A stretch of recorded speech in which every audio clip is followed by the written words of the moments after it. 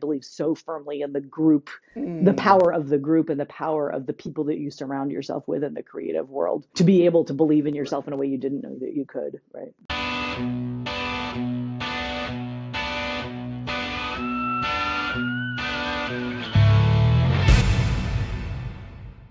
Hey Joey, how's it going? Hey, Dan, we're back. We're I know it back, feels like baby. it's been I guess we had a little bit of a summer Little hiatus. hiatus or whatever, right? Just a little bit. Wow. Yeah. Yeah, Good it's summer for been you so good. far? So far, I got a little bit of a tan, which is the same tan I always have because we live in Florida. But I wore a sleeveless like muscle man shirt the other day, and a guy I hadn't seen in a while. We walked past and he was like, "Oh, hey, how's it going?" And he's like, "Hey, nice tan." I was like, "It's always like that. Don't act like it's not like that always." And So then there's me, the sunscreen queen. I was gonna say, yeah, you don't look too tan. You look about No. normal. Yeah, Yeah. normal. Yeah. Yeah. Mhm. Dan, what's on the Well, algorithm today? it's funny. I was just in a meeting earlier, and we were talking about Instagram and stuff, and how the different ads that I get are popping up. Okay, so the first thing on my Instagram is a lady who used to be an escort, and then the title of her thing was "Huge Weenies," so that popped Sure. up. Sure. So she's telling me What are something you about clicking that. on? Wow. I actually think Kelly initially introduced me to that lady, like, so that wasn't my fault. Sure. Blame She it was on her. talking. Okay. And then I've got another one here. I don't even know what's going on with this person. It's like a lady. I don't know what's going on there. And then I got an ad. I've been getting tons of ads all of a sudden for like investment stuff because people are always pitching me stuff. And then, of course, I got a crossover of two of the gun guys that I like. They're apparently out doing shooting stuff. One guy is like a really good shooter guy. The other guy is also a shooter guy, but he also has a heavy metal band. And and they like shoot like where the bass line is the shooting. So As one should. yeah, there you go. My algorithm skewed so positive lately, and I just hope Good. it stays there. Let's see. Movie Body Heat. Movies. Okay. Ads for earrings. Because of course, I love it. Like trading spaces when they hate the renovation. Do they I love those things. is it really called Trading Spaces still? Like, is that still on? I don't know the answer to that. I never watched the show. I've only ever seen clips. And It's then probably old clips. when people just leave their baby for the grandparents, see, I like to see the joy on people's faces. All the good stuff. Yeah. That's Speaking awesome. of good stuff, oh my God, we're going to talk today to one of my dearest friends, Anna Campbell, who, it's so weird. We met during the pandemic doing a video movement class. Hold on, hang with me. I know, like a friend organized this thing and we met doing this class. We have only ever met in person once, but we are dear, dear, dear friends. Like we talk Interesting. all the time, like we just became like super, super close. Anna is this amazing producer, actor, writer, director, voiceover artist. And she's like a superwoman raising two kids. I can't praise Right. her enough. So I can't wait to talk to I'm her. looking forward to talking to her as well. That's going to be great. Let's talk to Kelly and see what's going on in Palm Beach. Let's see what's going on. Kelly's here. Grab your shades. It's a wild, weird Florida day. Hello, everybody. Wow. I posed just for a moment to kind of give you that little look. So we get the thumbnail. Great. I get the thumbnail, yeah.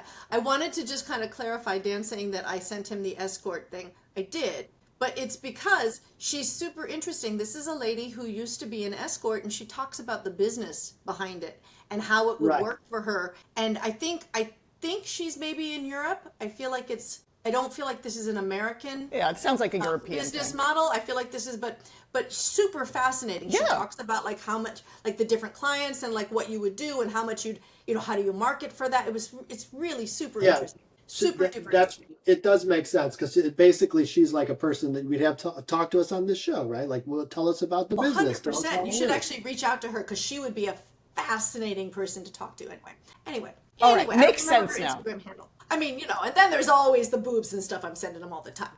All right. Okay. All right. So it's been kind of slow news lately. I feel like there's been more like real news than like fun local news. You'd think in the summertime the Floridians would go a little nutso. You would think so, but not as much as you'd think. But I have one. I have a couple of them, but the first one, a couple of them get a little serious, but the first one I think is a pretty good one. The headline reads, "Postal worker accused of stealing winning Florida lottery ticket from the mail arrested." So, this is Miami-Dade. It was a joint investigation by the Florida Lottery Division of Security and the USPS, United States Postal Service, Office of Inspector General, for crying out loud. Oh, it almost locked. I was like, no! Okay, so they've led to the arrest of a letter carrier accused of stealing a winning lottery ticket from the mail and fraudulently claiming the prize. A USPS letter carrier, Lakeisha Lockhart, was arrested July 23rd after a Florida lottery player reported that a winning Pick 4 ticket she mailed never reached its intended destination. I don't quite know why you would mail a winning lottery ticket. I don't understand that, but okay. Florida Lottery's Office of Communications said the inspector determined that the ticket had been redeemed by Lockhart on June 19th at the Florida Lottery's Miami District office. Following her arrest, Florida Lottery special agents, that's amazing. Florida Lottery special agents and USPS OIG investigators said Lockhart admitted to stealing the winning lottery ticket and redeeming it. Our players deserve confidence, this is the lottery guys, that every lottery prize is protected through strong security measures and diligent oversight. I commend our Division of Security for their outstanding investigative work and thank our partners at the United States Postal Service Office of Inspector General and the Broward County Sheriff's Office for their collaboration in protecting the integrity of Florida lottery games and bringing this case to a successble resolution. How does one prove ownership of That's what I'm a wondering. lottery ticket? I don't know. Yeah, I don't know how you do that. And also why maybe it was an inside job or something, because how would you why would you mail it, right? But then how would you know? How would you know?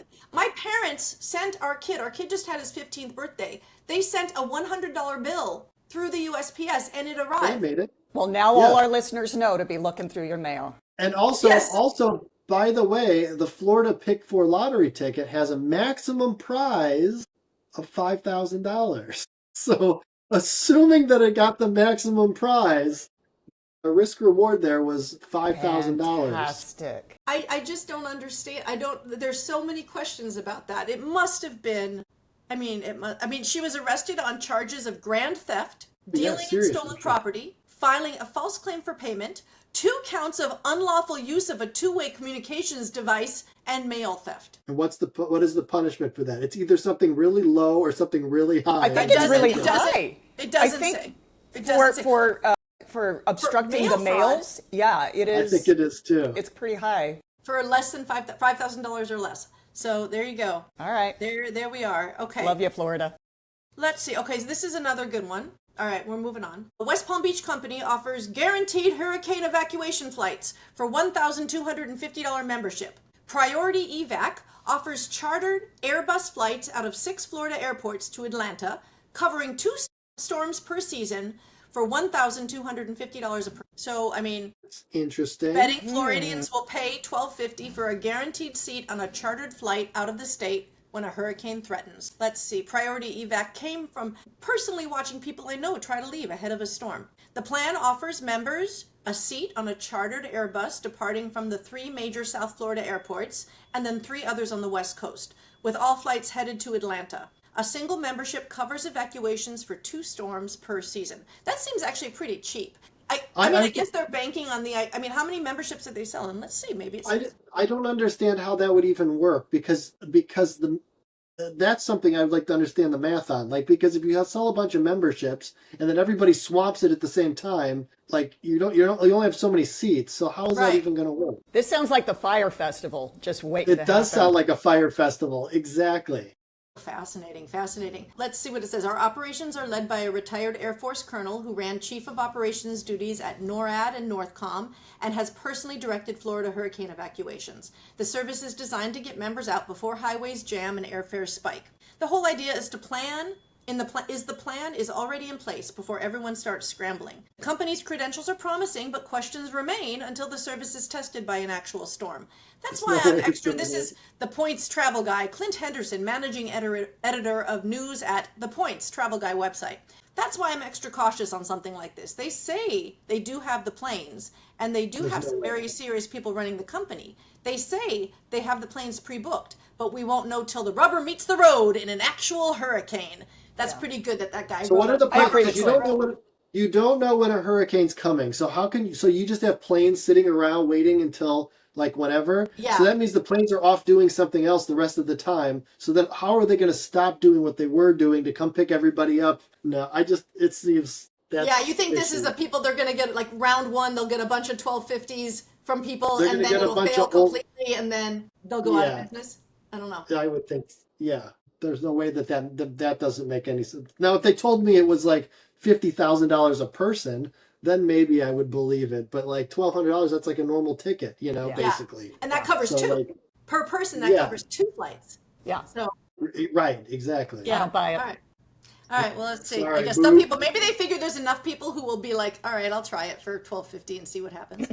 All right, the last one I have is this. I'm kind of ending on a downer note, y'all, because again, I couldn't find as many interesting, like no squirrels water skiing or anything like that. This one is a little bit more serious. South Florida renters squeezed as housing costs climb to 50% of income for many residents. Palm Beach County, more than 3,000 people responded to a WPTV Facebook post, so serious polling here, Serious regarding journalism. our recent coverage of wages and rents in South Florida. And the message was clear: rising housing costs are pushing South Florida residents to a breaking point. The challenge is high prices and low wages, one person said. According to Dr. Ned Murray at the Jorge Perez Metropolitan Center at Florida International University, many renters in South Florida are now using 50% of their income on rent, far above the traditional baseline of 30%. Things really begin to break down, and that is increasingly rapidly. And in fact, here in South Florida, including Palm Beach County, I don't quite understand this. We have $320,000 renters. So the phrase is we have $320,000 renters who are now in that 50% category, 50% and over category. So does that mean that they have people who have an income of $320,000 a year who are paying 50% in their rent? So they're paying like $12,000 a month. It could be. Tackling affordability and housing is being talked about a lot lately. Well, and actually it's on the mind of elected officials, because that's one of the things we're having a Republican primary. Is it a primary in general, Republicans and Democrats? I don't know. I just know that there's a primary coming up because the governorship will be up for election in November, because Ron DeSantis, this is the end of his second term. And I saw something just today about one of the candidates, and that was like their platform was affordability. Well, no disrespect to the South Floridians, but where is this not happening? Right. No, Yeah, exactly. That's This is a an interesting point. national issue. It's not a local. I mean, What do you think people in general, I mean, New York, you live in New York. New so York that's- I would say more than 50%. Yeah. Yeah. And that's typical. Yeah. Yeah, but in order to get an apartment, there are several, how do I put this? A lot of landlords want potential tenants to make something like 300 times their, like they want proof that you're making 300 times the amount of the rent, like something astronomical, which Yeah. I don't know how anybody, that's why I can never leave my apartment. I also love my apartment, but there's no way I could ever rent another apartment that in that Because the capacity. landlord would require you to show proof of funds so far beyond. The demand is so high that you can set up you can set up kind of crazy requests like that. Everybody wants first, second, and a security deposit too, right? So like if your rent is, I think they said the average rent in Manhattan is $5,500 or something now. Oh, I thought it was So a little that's, like, lower than that, but that sounds correct. Maybe a little lower. Call it $5,000, whatever. So it's like $15,000 you'd have to write a check In for addition, just to so walk that's in. first, last, and so you'd have to have that. And then a lot of times what they do now, which I understand why they do it. I would do the same thing as a landlord. Instead of security deposits, they now do a fee that's non-refundable, because then you avoid all the, I don't know how it works in New York, but they do a fee instead of a security deposit, because now it's not because then you can't argue over like, is it like, should I return it? Should I not return it? You just say, no, it's a fee. And which again, you could do that because when you've got such high demand, you can kind of like dictate what comes next. So, but I feel really, I'd like to know where in the United States is housing not an issue? Houston. Houston? Or like places where they've built a lot and they're allowed to keep building, those places are not an issue. So there's no affordable inflation housing. In general isn't. No affordable housing issue in Houston. I would say no, in general, Okay. not relative to. It's the areas where you can't build, where it's hard to build. That's where the housing becomes a premium. housing is really, difficult. It's supply and demand. If you can Yeah, build a yeah. lot. Now, I was just in Houston, and I don't like it. Right. I'm not yeah. It's sprawl, and there's like just buildings, like these big ugly buildings right next to a really nice house. Like it's all kind of crazy. But to their credit, they're like the cheapest place in the country, like as far as like urban areas go. Interesting. So it's All all right. supply and demand in my estimation. If you build more, then things get cheaper. So All right, well, there you go. I wanted to give you that little nugget of depression. So Thanks, there you Kels. go. Enjoy. Always a ray of sunshine. Always a ray of sunshine. I started off with the sunshine. Maybe I should have flipped it, but that's okay. Love you, all right. friend. See you later. Go stuff it, y'all. Oh, is that going to be your catch? That's her edit. I think she should end every single segment that way now. That's Go stuff the it, end y'all. of Kelly. Go stuff it, y'all, and then she clicks out, and it's literally "go stuff it, y'all." That's the phrase. Like, even though that doesn't exactly make sense. But I think we should always cut her out before she's finished, y'all. Right. Go stuff it. Yeah. Fantastic. Perfect. Dan, let's bring in my dear friend Anna Campbell. I'm looking forward to it. You're Superwoman. I've never met anybody who accomplishes more. And you're raising 2 badass daughters. I do have the 2 best children in the entire world. That is true. Part of that is just a choice. I choose to look at it that way and ignore anything that's negative, but I do really focus on their positivity.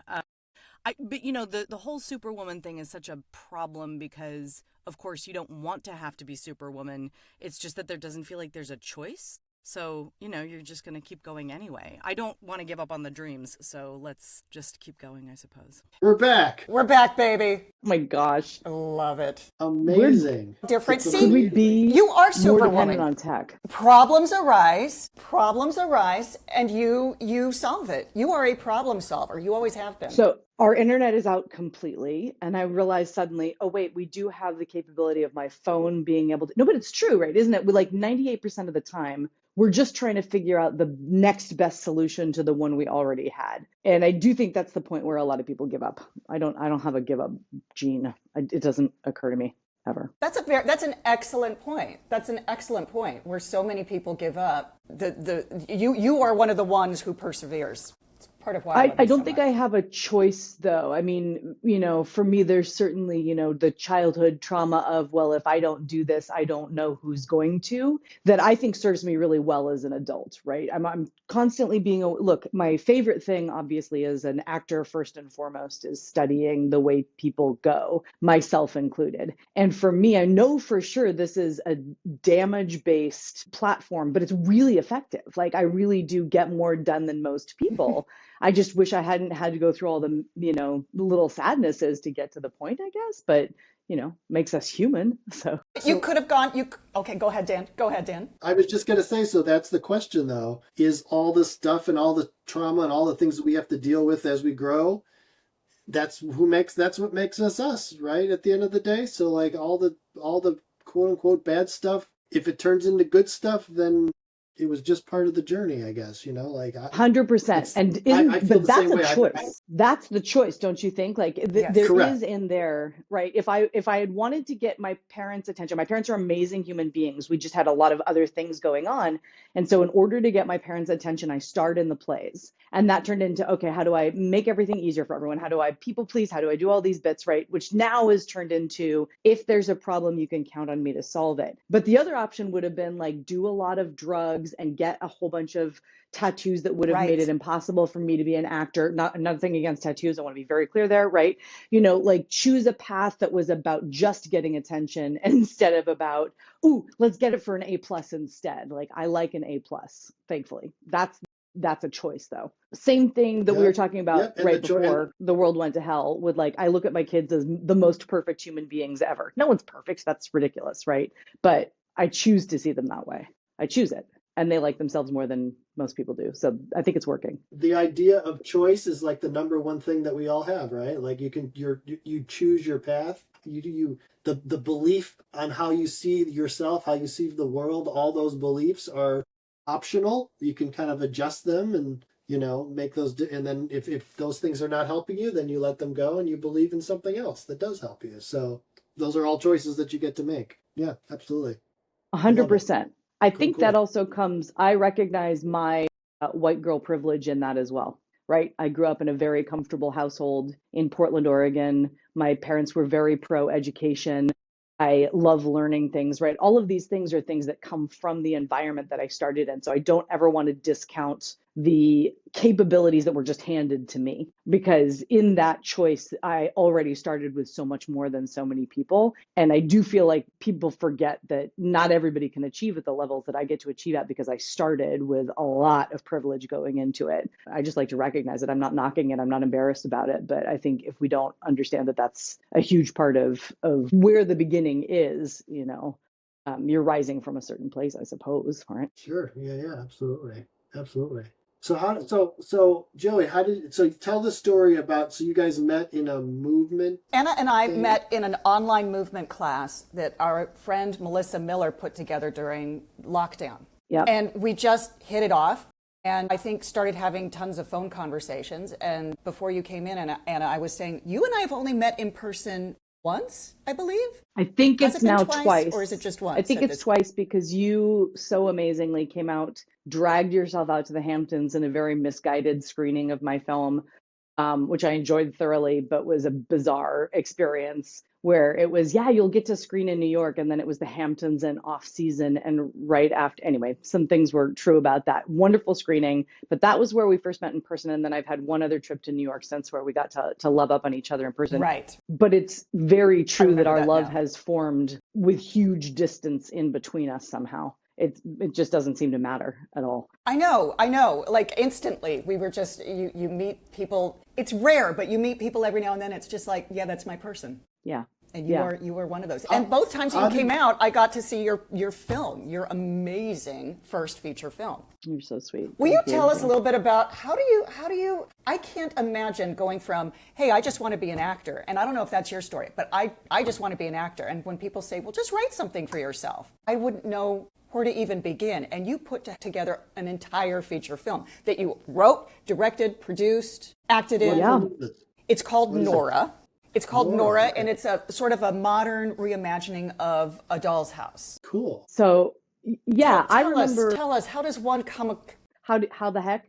I don't really know exactly the right answer to how the heck. Again, I just sort of, the best thing is I had a girlfriend who said, pick a date and start. So it has to be ready. You're going to be filming by this date, and then you're going to get going. But I became disillusioned with begging for jobs, which is 98% of what acting is you're asking other people if you could please be a part of a story you may or may not even care about at all. And I know, Joey, you've had a career where you've gotten to be a part of some things that really mattered. I decided after college to move straight to LA, and that was a good decision for what I wanted, because I really did want to have the ability to speak to a large group of people and think that I was going to be part of something that was bigger, and that, film and television just reaches a different kind of an audience than theater can. I don't think it's a more powerful art form, but I think it simply reaches a bigger audience, or has the capability of. But I never clicked past the point of, that's the actress I want for my thing. I don't think it has anything to do with my talent. I think I was not an ingenue.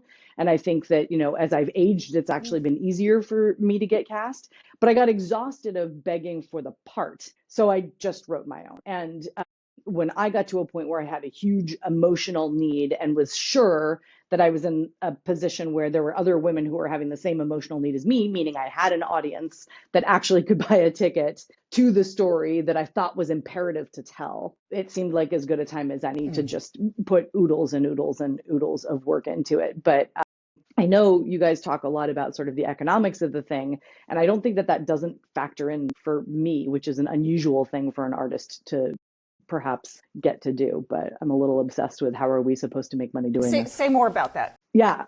So yes, that's one of the questions I wanted to ask you. Is you're one of the few artists I've ever known, or actors that I've ever known, who is so unafraid of talking about, no, I want to make money on this. Money is very, very important. So I think as artists, we've been trained to say, I want to do it for the love of it. It's, but you are someone who's like, no, I want to make $6 million. That's what I want to do on this. And I've always Yes. appreciated that about you. Well, first of all, I don't actually think that anybody starts acting without thinking they're going to win Oscars and make millions of dollars. And like, no one actually does that. I think that's bullshit, right? Even if you're going to Broadway, in your head, you're like, and then I'll have the fabulous outfits and I'll be on the red carpet. And I think that perhaps at some point you realize that the money part of it and the fame part of it aren't actually truly equational. And I think that at some point you have to sort of give up on one of those bits, and then it becomes, no, no, no, I just really want to be in my feelings. But I am actually very firmly of the opinion that all logic is about dealing with our emotional state, right? So for me, finances is security, right? Finances is how I make sure that I'm feeling comfortable so that I don't end up in a place where I'm scared all the time. So I'm not going to pour 3 years of my life into something that I don't believe has the capability of making a financial return based on excellent quality emotional work that I'm pouring into it. And I think it's a huge mistake in stepping behind the camera and going back into production. What I realized was I didn't know shit about the actual distribution. Are we allowed to swear? We are, right? I mean, anyway. Yeah. Yeah, Absolutely. great. Okay, great. Fantastic.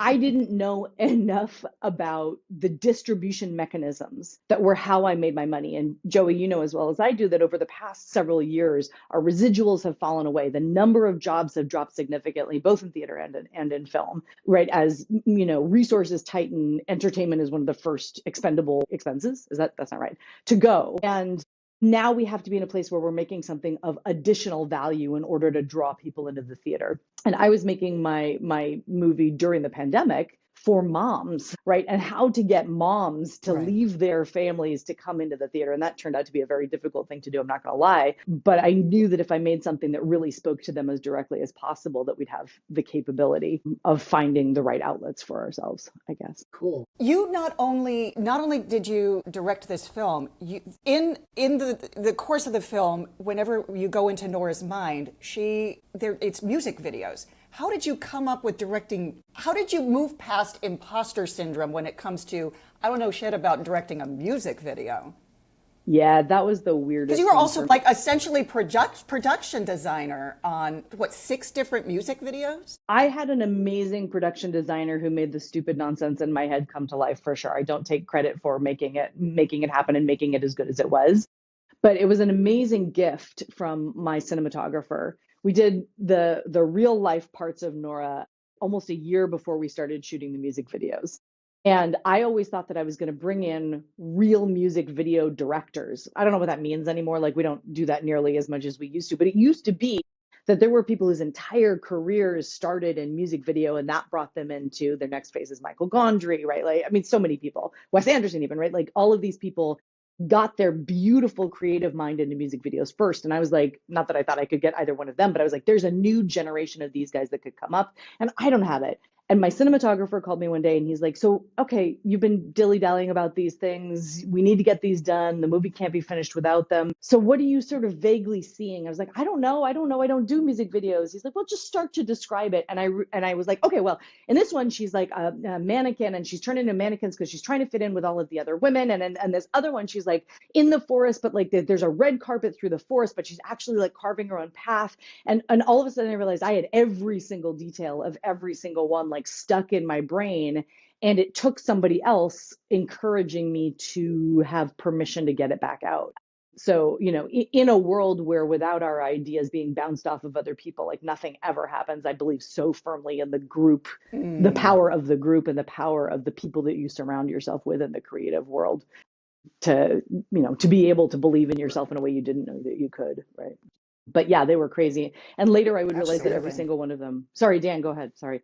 Our delay, we have a tiny delay still. No, I was just gonna say, so along those same lines of bouncing ideas around and feeding what's in your mind out into the world. And I know this might be a sensitive subject when it's come up before, but what does that mean from an AI perspective to you? Because feeding your thoughts and ideas and like trying to get output, you feed it into the AI and then it produces something back at you, both from a personal artist perspective. That's the question. And then of course, from an industry perspective, what are your thoughts on that? Right. Noel, I don't think it does actually produce something back. I think it summarizes, and I think it condenses, and I think it, in a creative sense, it can't actually come up with a new color, right? It can only take what already has existed and amalgamate.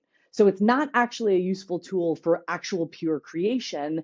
It's a thing that you can use to bounce things off of. What we found is the first place that it's destroying jobs is the boring basic shit like rotoing out the blue if you're doing blue screen work, right? And that was somebody's entire job before, and I mourn the loss of those things completely. But there's going to be places where little detail work is going to be able to be solved as a result of it. I mean, I think that the biggest thing for me is we should be allowed to choose how our likeness and our ideas are being used. And I think that that's the part where we're being a little bit abused in the system as it is. Those things are being stolen, those things are being taken, and the corporations that had borrowed our identity and had been paying us residuals for, every time my episode of Castle airs, right, I get $3.45. That's a random number. That's not accurate at all. But I don't get any compensation for if that bartender is ever used to create a new, which is not accurate, bartender in an AI world, then Anna doesn't get to see any piece of that. And that's where I didn't get to agree to those terms. So we've always, when technology has come up, decided that it's a bad thing, it's a terrifying thing, and it's gone and done its shit anyway. So I refuse to say I think it's an entirely bad thing, but I do think that we're not choosing the way it's being used for us and against us in ways that I think that we should be hyper aware of and hyper vigilant about, I guess. But I don't know. I'm not going to Yeah. be the one, because I'm old enough now that I'm like, look, the next thing that's going to happen is I'm going to start to sound like the crotchety old lady. I refuse to not develop with the times and figure out how the next new thing is going to be of benefit and thinking of it entirely positively instead of choosing to see it entirely as a negative. I don't find value in that. Yeah, totally. Yeah, the challenge you brought up, the total challenge of AI in general. It's not only for actors and artists and creative people, it's for anybody that has any type of IP ownership or anything, because like you said, it's collecting all of it, it's averaging all of it, it's reincorporating it with, and I mean that's a big debate of like how do you manage ownership of all these things, which it previously was like kind of whole industries were, and people's livelihoods were based on the fact that they own these intellectual property components. So yeah, but to also to your point, it's a little bit like, and I'm not saying it's an easy way to look at it, but you said you are looking at it that way, and I agree. There's a little bit of like when the car comes into the world and the buggies start to go away, you can be mad about the buggies going away, but the cars are coming either way, so you have to figure it out. Going back to your kind of entrepreneurial, like find your path, like give yourself a role, right? Like it's just all part of the process. It's not easy, but the world changes and you got to figure it out, because otherwise you can spend the whole time. I guess it's the choice thing, like we were just saying. It's the choice. Like you can choose to say, hey, I'm like getting destroyed by this, which technically maybe you are, but then you can also make the choice like, cool, I'm going to embrace and try to move forward, So 100%. And, I was listening to you guys backstage talking about, you know, that our rental, right? We're spending more and more and more on these things. So there's no doubt that we are hurting humans as less and less jobs are available in the United States. But, right, these two things have to be thought of as two separate problems to solve. And we need to figure out ways in which we are still, to me, the way I always try to look at it is I have an obligation to the society around me. Right? What is my social obligation to try to make the world better than it is, make it easier for people, make it more accessible for people, and let's figure out a way to use that tool to do that. I think if we ignore that and just make it for selfish American purposes, which is sometimes our tendency, then it becomes a tool for evil instead of a tool for the greater good. But we don't have to do it that way. We absolutely don't have to do it that way. We could use it to make things easier and better and find new industries. I hope that that's what we do.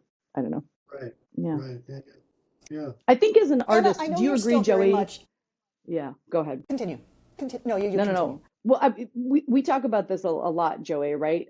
I feel like if I don't stick to eternal optimism, I'm going to be in trouble, right? Again, part of the choice thing. And I feel like as an artist, you almost have to. You are betting on yourself with odds that are so totally against you all the time, but the Yeah. reward can be so huge. And I think that that's the same odds that we're looking at. But if you're the person who starts the new studio, who understands the new entertainment form, who reaches the new audience, then you're creating the jobs and the community and all the things that we feel like are getting smaller and lacking. So I don't know. I refuse to not try, I guess.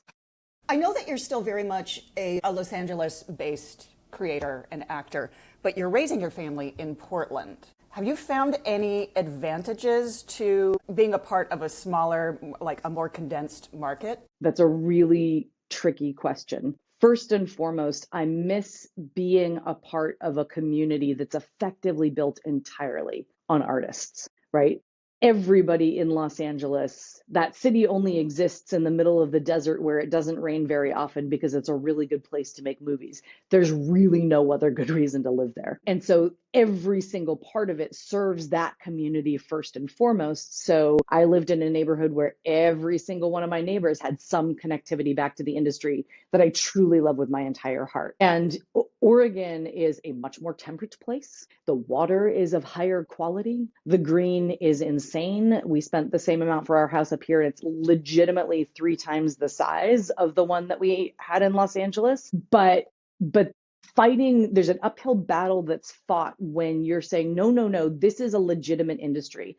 And I found that a lot of the people in Oregon are completely satisfied not knocking it with being hobbyists, right? With weekend warrioring their films instead of thinking of it as their primary job. And I'm very lucky to have spent my entire career making 98% of my money. I had a dog walking business for a little while. I've certainly personal assisted, right? But all of it somehow has related back to my passionate love of film and television and theater and the craft of what we do. So although up here in a part of the industry, I'm the one who's finally gotten a movie made and I can help other people get their projects made.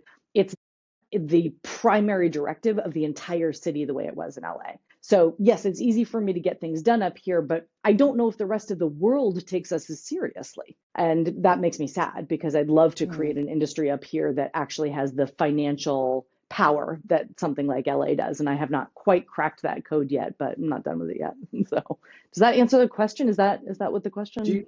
Yeah, absolutely. Absolutely. Do you think part of that has to do with the way that finance works in LA versus other markets that aren't LA? Like there's a financial ecosystem within Los Angeles that there's money there, as opposed to when you go to outside markets, there isn't just that money just sitting there. Is that part of it? Yes, that's part of it. There's also the infrastructure that's down there, but let's be really honest, LA has knocked itself in the teeth, right? By not growing fast enough with the distribution models and by not controlling the way some of the big tech companies came in and changed the models inherently with no actual future oversight. They simply came in and made it easier for people to get things for cheaper, which of course means less money at the end of the day. And now we're seeing as the stock of Netflix falls, and we're not knocking these companies for having a good idea, but the long-term vision on it means that entire industry is suffering horribly. And now we're seeing the celebration of the 6 movies a year that are coming back and making tons of money in the movie theater,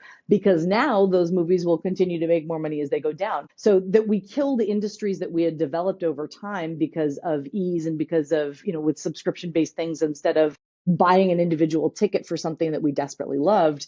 The city itself is suffering under not understanding a new model that's going to function with the same spectacular quality that the old one did. So I don't know that it matters so if you're in LA, you're part of the studio system. And my film was a completely independent film. It was never made with money coming from one of these standing big guys, right? And that gave me complete creative control. And I do think it's a better movie because I didn't have the wrong voices who were only concerned about the money as part of it. But it meant that then the distribution down the line was the part that I had to figure out on my own. And that's the place where the independent filmmaker of the 90s who would get into Sundance and then have their movie bought and then get their next movie financed, that machine has broken down completely.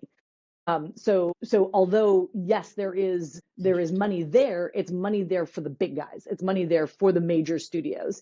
And some of the best films that are being made are being completely independently financed and then sold to them because they're going to pay a premium for the ones that they know already will work. So the model has shifted pretty drastically over the last few years. Is that, I think that's a pretty thorough. Yeah. Right? Yeah. So So yeah, that the studio model where you said the thing about like the independent produces and then they go to Sundance and then the ones that are good get bought by the bigger studios, bigger organizations.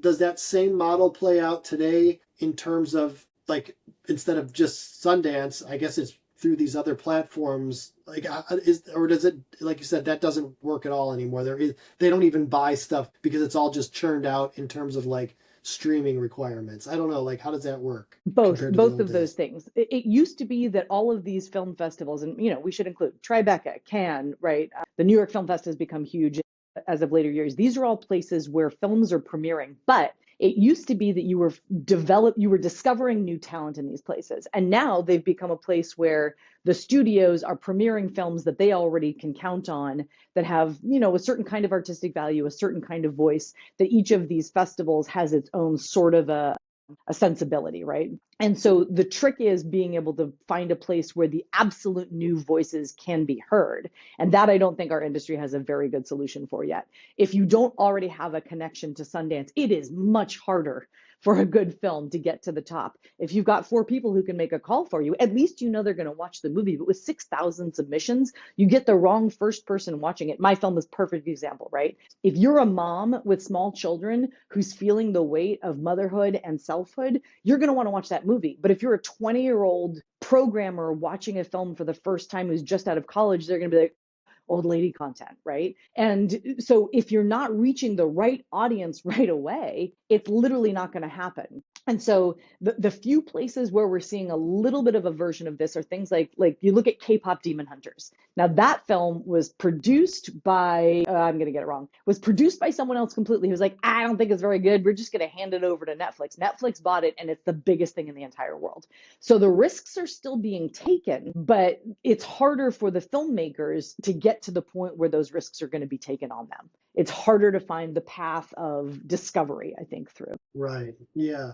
Yeah. Like you said earlier too, the business model is completely different too because for once it hits those bigger platforms, the future orders might come and like, cool, we want to pay you more for the next one, but there's no like per unit economics anymore. It's like, okay, we paid you Yeah, $5 for it. It wasn't popular when I bought it, so I paid you something cheap, and now that's it. Like it's like I own it, and it just a a million hundred people see percent. it, but there's no like you said, yeah, Yeah.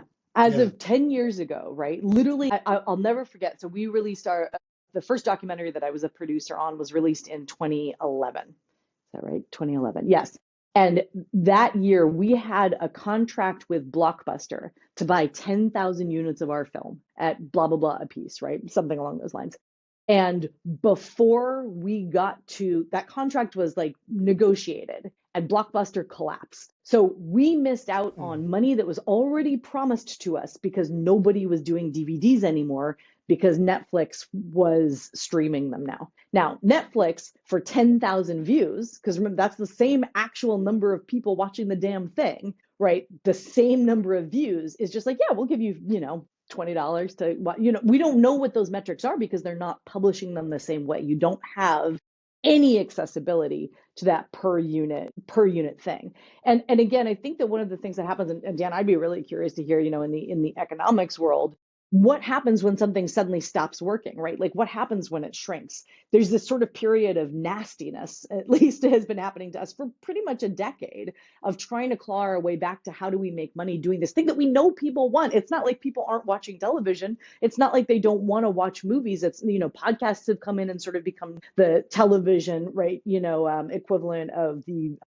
talk show. We've shifted where they are, but what happens during that period of misery, right? That I think we must call growth if we're going to stay Right. entirely positive about it. But what do we do? Like, do we just have to wait it out? It's Yeah. tricky. Well, the thing that's really interesting, like in my first exposure to economic stuff, the first thing that like really struck me was that like in economics, everything is trying to get to zero profit, like right because you're basically there's supply and demand, and then people are meeting supply or supply is meeting demand, and as we more efficiently meet supply and demand, you're essentially reducing costs, reducing costs, reducing costs to the point where there's zero profit. So all businesses and all industry are eventually moving towards zero profit, which is what you're describing. Like, so basically, there was demand for movies. Let's just use that as an example. Hmm. Okay, cool. Technology developed to the point where we had kind of the old Hollywood system and we had the theater system and that whole infrastructure got developed. Well, now with technology, cool, you want movies? I'll give you movies. And then Netflix started the model, or whoever started the model, of we're just going to churn out tons and tons and tons of stuff to the point where the demand for movies is so oversupplied that the value Yes. of everything is zero, basically, right? Even Yes. the most popular, and it's the same thing like on YouTube, it's the same time on all that stuff. Like, you make a video on YouTube and it gets 1 million views, well, who cares? Like, really, it's kind of the aggregate of it. And then well, that's kind of what happened. The music business is actually a better example because they felt it first and kind of sort of Yes. solved it first, if you want to call it solved. Was that like, cool, now we're not selling CDs anymore, we just totally killed our revenue stream. So what happened? Well, they realized that live events became bigger and bigger and bigger. And then, of course, the price of live events went up. And the good thing about live events are there's only so many seats. If people are willing to physically move their bodies into a space, there's only so many seats, which means the prices can rise again because there's a restricted supply. So like, yeah, I mean, look, I think you're right. What your industry, what the film, television industry is going through right now is kind of what the music industry kind of already did go through. I don't know how it's going to turn out. Like, who knows? One thing I do believe, and I've always believed it philosophically, maybe as an entrepreneur myself, and my own theater background and everything too, was always exactly what you said earlier. Just go for it. Build something, do it yourself, put it out there. It's better out of your brain and on the screen than it is just in your brain forever, like, because at least there's an opportunity. You use the word capability of making money. I think a lot of times artists get themselves so focused on a particular activity that frankly just logically will not have the capability to produce the outcome that they want, but yet then they get frustrated because the thing they're doing doesn't actually produce the result because it's impossible for it to produce the result. Can you give So an it's like you example, have to Dan? make that shift. What's an example of that? Well, here's just as a really simple example, like back in the theater, back in Chicago, you'd have theater producers who were fairly prolific and would produce these shows and they do all these new works and all these great things. In my mind, when I'm thinking like that, I think of it more like a R&D type situation. Cool, we're going to do a little show, we're going to see if the audience likes it, and then we're going to make it big, right? Like, because then that's how you kind of get the scale, is where you make the money, not on the first little show. Where these people that I'm thinking of right now were people that never got out of the little show mindset. So even when they had something that worked as a little show, they would just move on to another little show, and then that one maybe worked, maybe it didn't, and then they do another little show. The point is, if you only have 100 seats in a house, there's just not enough seats, unless you're going to charge like $1,000 a ticket, to make a living from it. Like, the math just doesn't work. So I think that's kind of like the example of, like, you have to change your mindset to incorporate both what you like creatively and what you can do with what is like logically and mathematically possible in terms of making money. Yes. And so, for example, last weekend, we don't get all of the big touring productions coming through Portland, Oregon, right? We get a couple of things that come through every once in a while. And Hadestown had their pro shot, right? Their recording of the thing that for somehow made it into movie theaters as sort of a test run. Hadestown, it was the Broadway version of it, and it was this sort of bizarre underground hit in the musical theater community, which you sort of think of as, oh, okay, us musical theater dorks over here. And P.S. Absolutely, this is me. I went and saw it at noon on Sunday with my sister, who's my musical theater bestie. And it was so good, and I had no access to anything like it, that I went back at 5 p.m. with my older daughter, buying another two $15 tickets. So that film, right, which is just a play that was already produced and had made its own money and had its own success, found a secondary market and made more than Hamilton made in its release in theaters, which is obviously a more popular, right, title.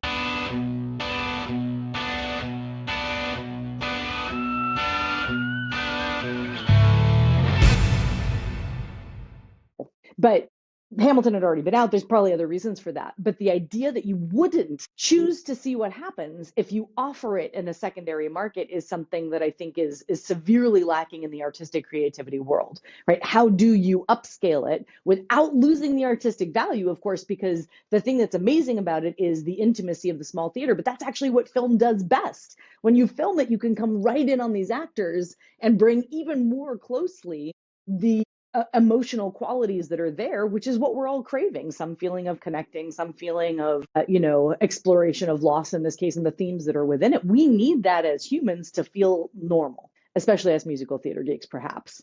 But how brilliant of them to choose to not identify it exclusively as a theater piece, but also having the capability to reach larger audiences. That doesn't diminish the product. It means people are probably more likely to now need to see it live and hopefully, augment the careers of those actors who are in the Broadway version of it, right? I don't think of that as a loss. And Exactly. to me, that's the same thing as the AI question, right? Okay, how do we think of it as additive? How do we think of it as greater reaching? We now have this amazing internet model where what we're doing is we're allowed to reach the entire world. We won't be right for everybody, but how do we get to further our capabilities? And I don't care whether you call it dollars or emotional content, like it's the same thing to me, but I'm owed a ticket purchase if Sure. I've made something that's of value to you.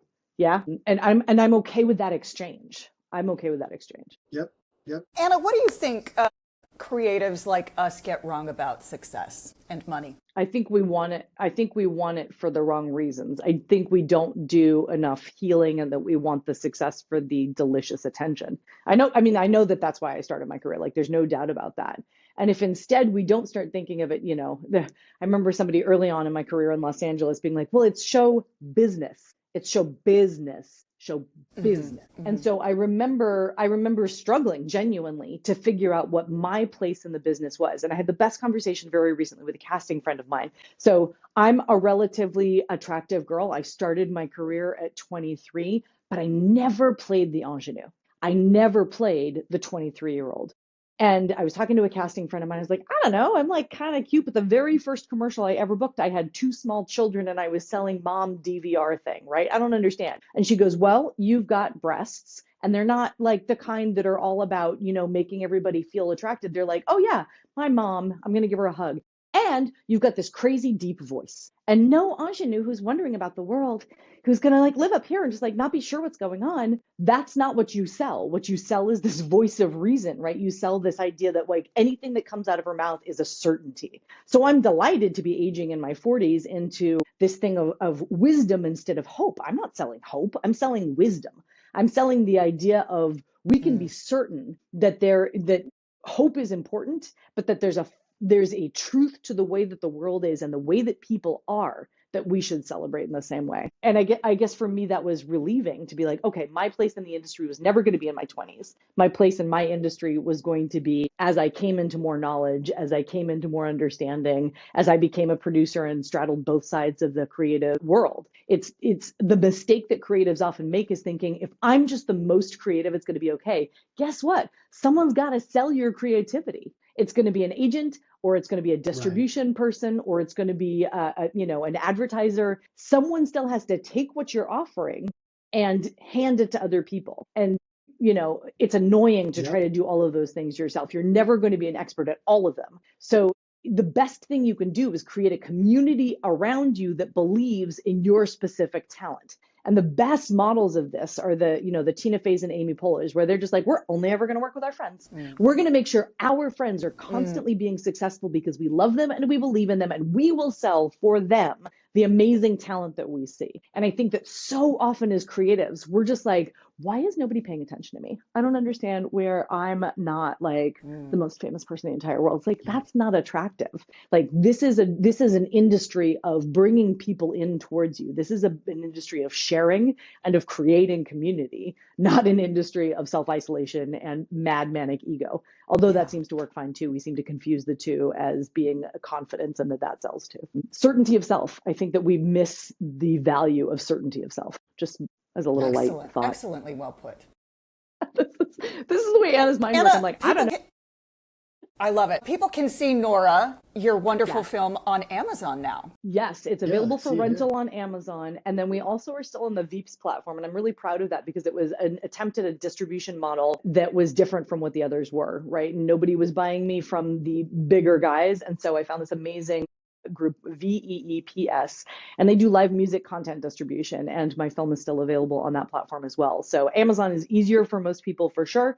And that rental is part of our relationship with Veeps. But I always like to mention Veeps because they took a chance on me at exactly the moment when I needed someone to choose me and to help me get it to the next level. And I'm really proud of that relationship. And I'm madly in love with the people over there. So yeah, go check out Nora. Tell me what you think. Find me, Fantastic. find us, tell us, right? That's how we bring it all back together. Before we let you go, Anna, Dan, will you just fanboy over Anna for just a second with your, Yes. yeah. So when we were working through the technical difficulties, I was on your IMDb page and I was scrolling down and I saw that you were the voice on a Titanfall 2, Yep. which I was like, that's like one of my favorite video games of all time. My son's 15 now, but 10 years ago, he was only like, 5, 6, in that age group, 7. Titanfall 2 was one of the first games that we were like ever played as like father and son. So you were with me for the last 10 years and I didn't even know. That's So crazy. thank you for that. I'm Oh so my excited gosh. about it. That was I'm my so first excited ever about voiceover audition. And the director of that video game it. has given me several other jobs afterwards. And the perfect example of find the people who are going to believe in you and find the thing that you're the best at. I play the mom in that game, right? And so if there was ever any doubt that at 25, 6, whatever that one was, that I was always going to be the mom who brought you home, the voice of you're going to be okay. I'm going to get you to the other side of it. I mean, what a perfect way to summarize everything we've been saying. Oh, that Yeah, makes me I so love happy, it. Dan. Yeah. Thank you. So I'm Thank you so much. so I'm a little bit starstruck right now when I realize that. So. Now we'll keep going. You'll get over it. Thank you guys so much for having me. What an absolute Awesome. pleasure. Thanks for joining us, sweet friend. I love you. I love you. I love you so much. Thanks. You got it. No problem. You got it. Absolutely. Thanks, Anna. Cool. Isn't she amazing? Yeah. You know what was really super cool about that conversation is because up to this point we've talked to my like entrepreneurial friends, right? And so it's so interesting to see the exact same like conversation, the exact same like elements from like an entrepreneurial arts person, right? Like yeah, it's very interesting. I think that a lot of times, and I feel this from my theater people experience too, I think a lot of times art and creative people just don't realize they're actually just entrepreneurs. Yeah. That's really that's all they are. And like it's like and I think maybe the schools do a bad job of just telling them that. Well, they did certainly when I was in school. There was I Yeah. think, an afternoon spent on the business of acting. I don't know if Yeah. it's a little bit different Yeah, now, but very bad. Like Yeah. not, because people could have a whole different perspective on how they create and do these different artistic things if they were also realizing like I'm an entrepreneur and this is just my product. right. Like it's Right. there's so much more support systems in place for entrepreneurs than there are from a business perspective, the creative folks. So Yeah. anyway, something to think about. Awesome. Great. Cool. Well, thank you. It's good to see you. Good to see you, friend. All right. I'll see you soon. Okay.